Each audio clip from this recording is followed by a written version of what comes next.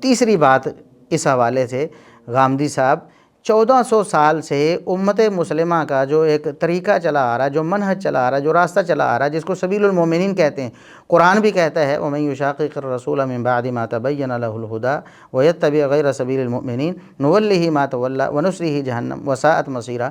جو رسول اللہ صلی اللہ علیہ وسلم کی نافرمانی کرتا ہے جان بوجھ کر، دلیل آنے کے بعد بھی، اور مومنوں کا راستہ چھوڑ دیتا ہے، سبیل المومنین چھوڑ دیتا ہے، ہم اس کو رسی ڈھیلی چھوڑ دیتے ہیں، اس کو آخرکار ہم جہنم میں پھینکیں گے۔ تو غامدی صاحب نے سبیل المومنین چھوڑ دی ہے۔ 1400 سال سے صحابہ، تابعین، تبع تابعین، ائمہ دین، مفسرین، فقہاء، شارحین سارے اس حدیث کو مانتے چلے آئے ہیں، اور پہلی وحی کے آغاز میں اس حدیث کو بطور دلیل نقل کرتے آئے ہیں، اس حدیث پر پورا یقین اور ایمان رکھتے چلے آئے ہیں، کسی نے اس حدیث کا انکار نہیں کیا۔